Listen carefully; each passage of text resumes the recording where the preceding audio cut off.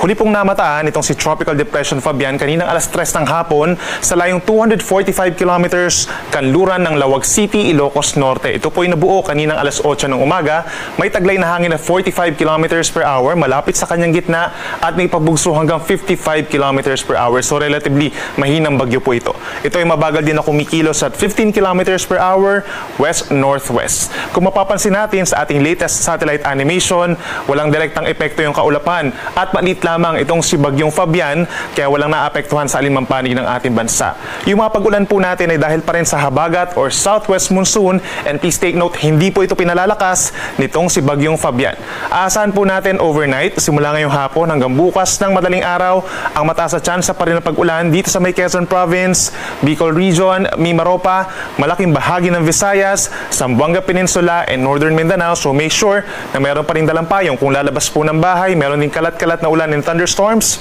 At ang natitirang bahagi ng Luzon, kabilang ang Metro Manila and the rest of Mindanao, meron pa rin mga isolated rain showers or thunderstorms na usually nagtatagal po ng 1 hanggang 2 oras. Samantala, yung isa pa nating minomonitor po na bagyo sa labas naman ng PAR natin ay nasa may northern portion na po ng Guam sa may Pacific Ocean, tropical storm with international name na Podul, and as of 4 or 3 in the morning ay nasa higit 2,400 kilometers po ito, silangan ng extreme northern Luzon. Mas malakas po siya, no, tropical storm category with 75 kilometers per hour maximum sustained winds and gustiness up to 90 kilometers per hour. At sa ngayon po, dahil malayo at maliit din itong si Bagyong Podul, hindi po ito nakakaapekto sa ngayon sa malaking bahagi ng ating bansa.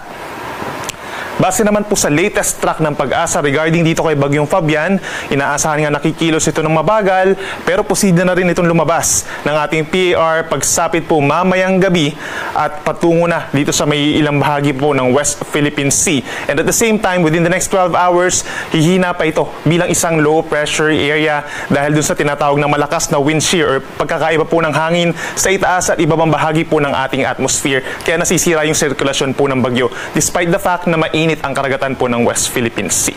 At kung mapapansin po natin, tinuulit natin, maliit po na bagyo itong si Bagyong Fabian, kaya po hindi nakaka-apekto directly yung hangin at yung ulan na nanggagaling dito sa bagyo. Wala po tayong nakataas na tropical cyclone wind signal.